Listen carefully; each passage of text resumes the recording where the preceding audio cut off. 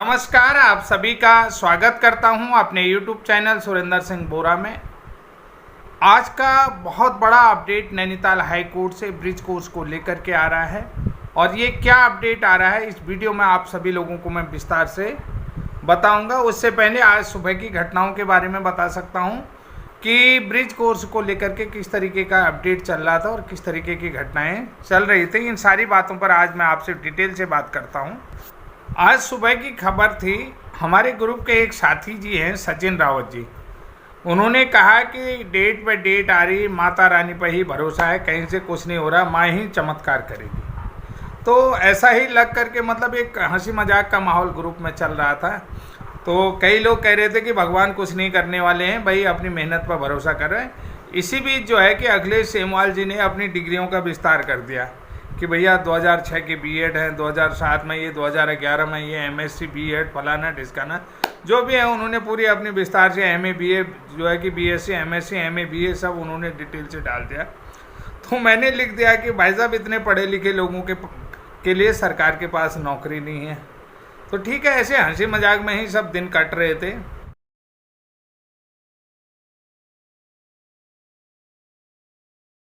क्योंकि वैसे भी ब्रिज कोर्स को लेकर के काफ़ी हलचल इस समय जो है कि निदेशालय में सचिवालय में हो रही है और ये पुख्ता जानकारी है हमारे पास कि भाई सबसे पहली चीज़ है कि निदेशालय के लिए भी गले की फांस बन चुकी है ब्रिज कोर्स प्रशिक्षण योग्यता को लेकर के। और वो क्यों बनी है? क्योंकि ब्रिज कोर्स न्यूनतम क्वालिफिकेशन में है। इन्होंने किससे मिला दिया उसको कि माननीय सुप्रीम कोर्ट के फैसले के साथ देवेश शर्मा बनाम जो है कि भारत संघ वाले केस से इनने जोड़ दिया कि ब्रिज कोर्स से कोई क्वालिफिकेशन नहीं है। लेकिन देवेश शर्मा से 7 साल पहले ये लोग एनसीटी के मानकों के अनुसार मिनिमम क्वालिफिकेशन कंप्लीट कर लिए, इसलिए देवेश शर्मा वाला केस तो इन पर अप्लाई नहीं होता। ये भी सारी चीज़ें होगी। भाई किसी को कानों कान खबर नहीं होती। ये तो था आज का दिन का अपडेट। अब थोड़ा सा और अच्छा माहौल बनाता हूँ आप लोगों के लिए। जो भी लोग हैं, जितने भी किसी भी प्रकार के प्रशिक्षित हों, चाहे वो एनआईओएस डीएलएड वाले हों या बीएड वाले हों या बीटीसी वाले हों या जो सामान्य डीएलएड वाले हों, जो भी साथी हैं अन्य राज्यों के भी जो बीटीसी डीएलएड वाले हों, क्योंकि हमारे यहाँ के जो सामान्य डीएलएड वाले साथी भी हैं उनका एक काफ़ी मार्मिक मैसेज मेरे पास आया हुआ था। बहुत अच्छा उन्होंने लिखा था कि हम लोग मेहनत करते हैं, टेस्ट पास करते हैं, उसके बाद 2 साल पढ़ाई करते हैं, जब नौकरी की बारी आती है तो अन्य राज्यों के कैंडिडेटों को लिया जाता है, तो हम लोग कहाँ जाएंगे। उनका एक मार्मिक मैसेज था। ये मैसेज भी मैं अपने वीडियो के माध्यम से उन डीएलएड साथियों के लिए कहना चाहता हूँ कि जितने भी डीएलएड के साथी, चाहे देहरादून से मेरे पास फ़ोन आता है, चाहे बागेश्वर से मेरे पास फ़ोन आता है, मैं उनको निश्चित रूप से सलाह देता हूँ। कई बार उन्होंने ये भी कह दिया कि सर हम किस बिहाफ पे कोर्ट पे जाएं, किस बिहाफ पे केस करें।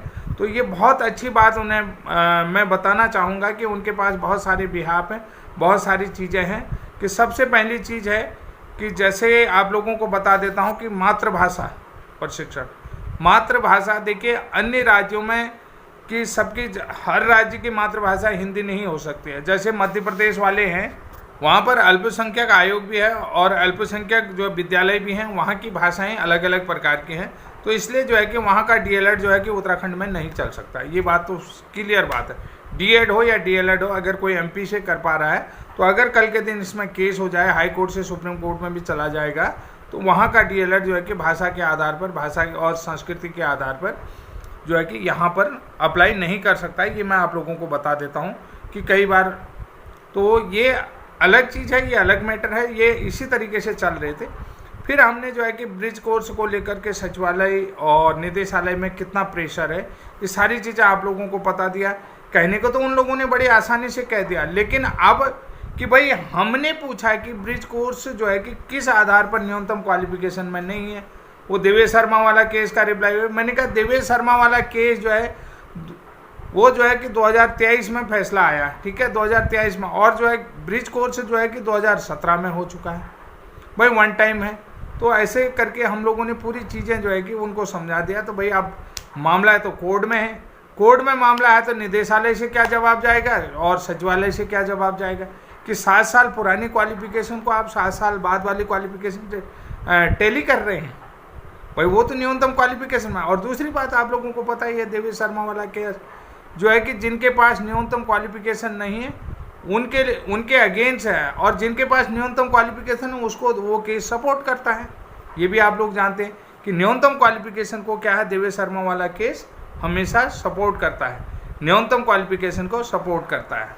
तो जो एलिमेंट्री के लिए कक्षा 1 से 5 तक पढ़ाने के लिए एनसीटी द्वारा निर्धारित न्यूनतम क्वालिफिकेशन है, उस जो देवेश शर्मा वाले केस का फैसला है वो उस क्वालिफिकेशन को सपोर्ट करता है, उसके अगेंस्ट नहीं जाता है। ये बहुत अच्छी बात है, ठीक है। तो भैया अचानक से मेरे पास जो हमारे पुराने एडवोकेट थे मनोज कुमार जी, उनका फ़ोन आता है, तो मैं एकदम से उठा नहीं पाया था, उनका कॉल नहीं देख। उसके बाद जो है कि हमारे जो अभी के वर्तमान के एडवोकेट हैं नेगी जी, उनका कॉल आया। तो मैं बोला कि यार आज कुछ तो गड़बड़ लग रहा है, कुछ तो हो रखा है, हुआ क्या है आखिर। तो आखिर हुआ क्या, जब पूरी डिटेल बोला तो नेगी जी का सीधा मेरे पास कॉल आया कि आज तो बहुत कुछ पॉजिटिव है भाई, ब्रिज कोर्स के लिए पॉजिटिव है और ऐसी ऐसी बातें हैं। मनोज कुमार जी ने भी कहा कि भाई मैंने ये पॉइंट रखे, ये बिंदु रखे, तो आते हैं हम बात करते हैं उसी केस के लिए कि आज ब्रिज कोर्स को लेकर के माननीय हाईकोर्ट नैनीताल में हुआ क्या। सबसे पहले बहुत सारे लोग, भाई मैं इतनी कहानी तो सुना रहा हूँ, जानना चाहेंगे कि ये केस किसका है और किसके केस में सुनवाई हुई। हमारी तो जो केस की सुनवाई थी, जो 113 लोगों के साथ जो बंच है, वो लोगों की सुनवाई तो कब है, 6 नवंबर को है। तो भाई अचानक से बीच में ये केस कौन सा आ गया, ये भी आप लोग जानना चाहेंगे कि बड़े मज़े की बात है। तो कुल मिलाकर के सचिन जी से मेरी बात हुई, सचिन रावत जी से, जो कह रहे थे कि भगवान ही चमत्कार कर सकता है। तो मैंने पूछा कि सर उसमें आपने ऐसा क्यों लिखा। तो सचिन जी ने कहा सर देखिए आप इतनी भाग दौड़ कर रहे हैं, इतनी मेहनत कर रहे हैं, राणा जी जो मेरे ही ज़िले से हैं, चमोली से हैं, वो इतना भाग दौड़ कर रहे हैं, सभी लोग अपने स्तर से लगे पड़े हैं, दिन रात मेहनत कर रहे हैं। उसके बाद भी देखिए सरकार जवाब नहीं दे रही है, और उस सरकार के साथ एनसीटी जवाब नहीं दे रही है, एनआईओएस जवाब दाखिल नहीं कर रही है। तो ऐसे में देखिए आप किस पर भरोसा रख सकते हैं, क्योंकि आप अपने फिजिकल मेहनत तो कर ही रहे हैं, फिजिकली मेहनत तो कर रहे हैं। तो सर उसके बाद तो भगवान पे ही चमत्कार हो सकता है, भगवान ही पे भरोसा कर सकते हैं आप। मैंने उनकी बात को भी बहुत अच्छी तरीके से समझा कि बहुत अच्छे से, कि भाई उनने बिल्कुल सटीक कहा। तो अब जब अचानक से मेरे पास फ़ोन आती है, खबर आती है, तो मैंने भाई खबर सुन ली। तो मैंने सचिन जी को फ़ोन लगाया कि भाई आज आप कौन से मंदिर में गए। तो उन्होंने बोला हमारे यहाँ भगवती के मंदिर में जो है भागवत चल रहा है। तो उन्होंने कहा मैं वहीं गया था, ये पूरी हकीकत आई। तो और वास्तव में जिसकी तरफ किसी का ध्यान नहीं था, वास्तव में ये बड़ी चीज़ चमत्कार हुई। और जो केस में सुनवाई हुई, उस केस का वो किसका है, वो केस है जो हमारे साथ लगातार हमारी टीम के साथ जुड़े हैं, राजेंद्र कुमार जी हरिद्वार से। वो लगातार हमारे साथ देहरादून आ रहे हैं, Rajendra Kumar and others versus the state of Uttarakhand. और इसमें रिस्पोंडेंट है एनसीटी है और निदेशक एलिमेंट्री एजुकेशन है। तो सबसे पहले इस केस के बारे में आप लोगों को बता देता हूँ, ये केस नंबर आपको बताता हूँ WPSB 670/2024। तो इसमें एडवोकेट हैं मनोज कुमार जी और प्रेम प्रकाश भट्ट जी और संजय भट्ट जी, ये 3 एडवोकेट इसमें हैं।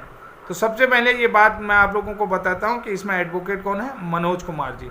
केस किसका है, राजेंद्र कुमार जी जो हरिद्वार से हैं और हमारे अहम हिस्सा हैं, टीम के अहम मेंबर्स हैं। तो ये केस लगा हुआ था डिवीज़न बेंच में, डिवीज़न बेंच में हाई कोर्ट बेंच में लगा हुआ था। यहाँ पर इस के हाई कोर्ट बेंच में जो है कि डिवीज़न बेंच में लगा था जस्टिस मनोज कुमार तिवारी और जस्टिस विवेक भारती शर्मा जी की कोर्ट में। ये 17 अक्टूबर 2024 को आज लगा हुआ था। तो पूरी तरीके से देखिए, सबसे बड़ी बात यहाँ पर बताया है कि क्या क्या पॉइंट रहे। सबसे पहले एडवोकेट ने ये रखा है कि हम लोग जो है कि ब्रिज कोर्स प्रशिक्षित अभ्यर्थी हैं जो प्राथमिक शिक्षक बनने के लिए न्यूनतम क्वालिफिकेशन रखते हैं, और हमें जो है कि MHRD और NCT के रेगुलेशन 2014 के अनुसार से मिनिमम क्वालिफिकेशन के लिए प्रशिक्षण करवाया गया है। जो न्यूनतम क्वालिफिकेशन NCT ही डिसाइड कर सकती है, कोई कोर्ट भी उसको डिसाइड नहीं कर सके। ये अधिकार सिर्फ NCT को है कि न्यूनतम क्वालिफिकेशन क्या होनी चाहिए, क्या नहीं होनी चाहिए, ये NCT डिसाइड करेगी। और NCT के नियमों के अनुसार से हमने ये मिनिमम क्वालिफिकेशन अचीव करी है। जो रेगुलेशन 2014 है, NCT के रूलिंग एक्सपर्ट कमेटी, NCT की पावर, जो कि ये ऑटोनोमस बॉडी है, एनसीटी के द्वारा ही ये क्वालिफिकेशन तय की जा सकती। इसको दुनिया की कोई भी कोर्ट इस क्वालिफिकेशन को डिसाइड नहीं कर सकती, ये अधिकार केवल एनसीटी के पास है। तो एकदम से जज लोग भी इस बात को समझ गए, माननीय जस्टिसों ने भी ये बात सुनी और अच्छी तरीके से इस चीज़ को समझा। दूसरी बात उन्होंने रखा कि देवेश शर्मा वाला जो केस का फैसला, देवेश शर्मा वाला जो केस है, जो देवेश शर्मा वर्सेज या बीएड वर्सेज बीएसटीसी केस है, वो केस हम पर अप्लाई नहीं होता है, वो केस हम पे अप्लाई नहीं होता है, क्योंकि देवेश शर्मा वाले केस का जो फैसला है वो मिनिमम क्वालिफिकेशन को सपोर्ट करता है और ये उनके अगेंस्ट जाता है जिनके पास मिनिमम क्वालिफिकेशन नहीं है। बीएड जो है कि बीएड एक मिनिमम क्वालिफिकेशन नहीं है 1 से 5 तक पढ़ाने के लिए, जबकि सबसे बड़ी बात ये चीज़ करेंगे, जो जिन लोगों के पास मिनिमम क्वालिफिकेशन है वो लोगों को ये केस का जो डिसीजन है वो सपोर्ट करता।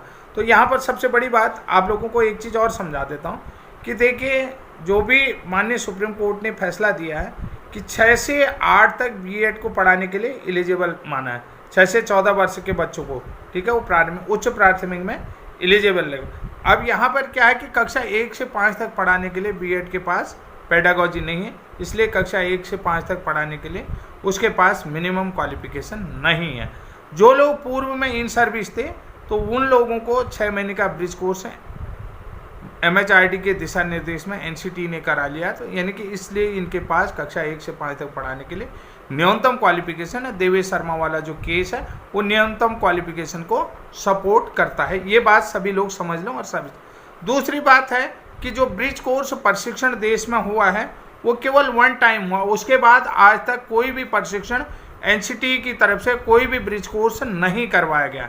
ये भी उन्होंने रख दिया कि ब्रिज कोर्स जो है कि 1 टाइम प्रोग्राम है, 1 टाइम सेटलमेंट प्रोग्राम है, और ये जो है कि पूरे देश में केवल एक ही बार कराया गया है, उसके बाद अभी तक देश में कहीं भी ब्रिज कोर्स नहीं करवाया गया है। 2018 के बाद 2018 के बाद जो है 2018 के बाद कहीं भी देश में ब्रिज कोर्स नहीं हुआ, ये केवल 1 टाइम करवाया गया। अब दूसरी बात है, जो उत्तराखंड में राज्य में जो प्राथमिक शिक्षक भर्ती हुई 2020 से 21 की बात है, उसमें केवल 70% पद ही भरे गए हैं, केवल 70% पदों पर ही नियुक्तियां हो चुकी हैं और 30% पद खाली हुए हैं। और इस बार जो है कि लगातार निदेशालय से ये किया जा रहा है कि हमारे पास प्रशिक्षित अभ्यर्थी नहीं मिल पा रहे हैं। जो वर्तमान में भर्ती चल रही है 2024 की, पिछली भर्ती में केवल 70% ही पद भर पाए, यानी कि 70% पदों पर ही नियुक्ति हो पाई, बाकी 30% पद खाली रहे। जो इस बार जो है कि 2906 पदों की भर्ती आई है, इस बार जो है कि निदेशालय से ये कहा जाए कि हमारे पास योग्य और प्रशिक्षित उम्मीदवार नहीं मिल रहे हैं, जबकि निदेशालय क्या कर रहा है, योग्य और प्रशिक्षित उम्मीदवारों को ले ही नहीं रहा हूँ, जो है कि उनको डिनाई करके अन्य उम्मीदवारों को ही ले रहा है। ये लोग जो है कि न्यूनतम क्वालिफिकेशन रखते हैं और प्रशिक्षित है, इन लोगों को डिनाई किया जा रहा है। तो ये चीज़ भी बड़ी बात की। इसी बीच में जो है कि दूसरी बात कि भाई जो एनसीटी का क्वालिफिकेशन है कि जो टीचर बनने के लिए जो एनसीटी ही क्वालिफिकेशन तय कर सकती है और कोई भी चीज़ तय नहीं कर सकती, ये महत्वपूर्ण बिंदु उन्होंने कोर्ट में रखे हुए हैं। तो इन सारी बातों को जो है कि जस्टिस ने बड़े ध्यान से सुना और जस्टिस ने कहा। बाद में जो है कि इसी कोर्ट में हमारे एडवोकेट नेगी जी भी उपस्थित थे, तो नेगी जी ने भी कोर्ट को ये बताया कि सर हम बार बार सरकार से सरकार भी जवाब नहीं देती, इसमें जो है कि सरकार भी जवाब नहीं देती है और एनसीटी भी जवाब नहीं दे रही है और साथ में एनआईओएस भी कोई जवाब, कि माननीय कोर्ट की तरफ से जो है कि काउंटर एफिडेविट मांगा गया है, इनसे ये जवाब दाखिल नहीं कर रहे हैं। तो माननीय जस्टिस मनोज कुमार तिवारी जी ने इस बात का संज्ञान लेकर के, यहाँ पर जो है कि एडवोकेट मनोज कुमार जी भी थे, उन्होंने दोनों ने कहा, तो माननीय जस्टिस मनोज कुमार तिवारी जी ने तुरंत एनसीटी के एडवोकेट को बुलवाया, कोर्ट पे बुलवाया और कोर्ट पे फटकार भी लगा ली है। उन्होंने आगे ये भी कहा कि जवाब न देने पर मैं सबको कोर्ट में बुलवा लूँगा, जितनी भी जो है रिस्पोंडेंट पार्टियाँ हैं, रिस्पोंडेंट हैं, जितने भी रिस्पोंडेंट पार्टी हैं, पार्टी 1, 2, 3, 4 जो भी है, तो उन सबको जो है कि मैं अगली हियरिंग में कोर्ट में बुला लूँगा। तो अब यहाँ पर साथियों सबसे बड़ी बात आप लोगों को मैं ये बता देता हूँ कि हमारे एडवोकेट यानी कि मनोज कुमार जी ने, जो पूर्व के एडवोकेट मनोज कुमार जी ने कहा कि एनसीटी द्वारा जो ब्रिज कोर्स में जो काउंटर एफिडेविट दिया है वो कहीं न कहीं हम लोगों को वेरी करता है, हम लोगों को सपोर्ट करता है, क्योंकि जो एनसीटी का जवाब है और वो जो है एनसीटी का जवाब जो है कि हम लोगों को टीचर बनने के लिए वेरी करता है, हम लोगों को सपोर्ट करता है, वो हम लोगों के लिए पॉजिटिव है। इसके लिए आप जो है कि जो हमारा केस है सुरेंद्र सिंह बोरा वाला केस है WPSB 223/2021 वाला, उस केस में एनसीटी के द्वारा जवाब दाखिल किया गया है जो कि हमें वेरी करता है और जो कि हमारे लिए पॉजिटिव है। तो सबसे बड़ी चीज़ आज क्या रही कि जस्टिस ने सबसे पहली चीज़ है कि एनसीटी को फटकार लगाया। उसके बाद जो है सरकार NIOS उसको जिसको भी कहा कि अगर जवाब नहीं देते हैं तो बुधवार को ये केस लग गया है, अगले बुधवार को लग गया। अभी इस केस में अपडेट नहीं आया है, जैसे ही अपडेट आता है तो मैं आप लोगों को बता दूंगा। बहुत अच्छी पॉजिटिव खबर है, उन्होंने ये चीज़ कहा कि मैं सभी रिस्पोंडेंट पार्टियां हैं उनको मैं कोर्ट में बुला लूँगा और सारी चीज़ें बहुत अच्छी तरीके से आज का केस का मैटर रखा गया है। तो साथियों ये महत्वपूर्ण खबर थी और जो लोग जानना चाह रहे थे कि भाई अप्रत्याशित चमत्कार कैसे हुआ, तो कुल मिलाकर के ब्रिज कोर्स के हक में है। और दूसरी एक चीज़ और बता देता हूँ कि इस केस में ये भी लगा है कि इन जो वर्तमान में भर्ती चल रही है उसमें बैकलॉग के पद भी शामिल हैं। ब्रिज कोर्स वालों को अगर आवेदन करने का मौका नहीं मिलता है तो इसमें बैकलॉग के भी पद शामिल हैं। जो पुरानी भर्ती है 2020-21 में, उसमें हम सभी लोगों के आवेदन हैं। अगर यहाँ पर से कोई भी पॉजिटिव रिजल्ट आता है तो आप सभी लोगों के आवेदन वहाँ स्वीकार्य होंगे, क्योंकि यहाँ पर बैकलॉग के संबंध में भी सारी बातें कही गई हैं। और दूसरी बात है कि जो मेन केस होगा WPSB 223/2021, उस केस को लेकर के भी नवंबर में सुनवाई जहाँ तक है, ये सारी चीज़ें उस केस से कनेक्ट हो जाएंगी। और वो केस भी जो है उस केस के साथ जो मनोज कुमार पांडे वाला केस है वो भी कनेक्ट हो सकता है। तो ये बहुत सारी है पुरानी भर्तियों को लेकर के बहुत अच्छा पॉजिटिव रुझान इस केस में चल रहा है। तो कुल मिलाकर के अब यहाँ पर सारी चीज़ें आप लोगों ने देख लिया होगा। वन टाइम सेटलमेंट है, देवेश शर्मा वाला केस हम पे अप्लाई नहीं होता है, क्वालिफिकेशन एनसीटी डिसाइड करेगी। पिछली प्राथमिक प्रदेश में जो पिछली प्राथमिक शिक्षक भर्ती हुई 2020-21 में, उसमें केवल 70% ही पदों में नियुक्ति हो पाई, बाकी 30% पद खाली रहेंगे। जो वर्तमान में भर्ती हो रही है तो उसमें आपको योग्य अभ्यर्थी नहीं मिल रहे, जिस कारण से अभी पूरे पद खाली रह रहे हैं, अधिकतर पद खाली रह रहे हैं, तो वहाँ पर नियुक्तियाँ नहीं हो रही और बहुत सारी सीटें जो है कि रिक्त बच जा रहे हैं। तो ये टू द पॉइंट बात करी हुई और एडवोकेट ने पॉजिटिव रुझान आप लोगों के लिए दिया है। और केस नंबर आपको पुनः बता देता हूँ, WPSB 670/2024, राजेंद्र कुमार हरिद्वार निवासी हैं। इस केस पर सुनवाई है एंड अदर्स जो भी हैं सारे लोगों को मेरे संज्ञान में है और सभी लोगों को लगभग जानता हूँ। साथियों आज के लिए इतना ही, तब तक के लिए जय हिंद जय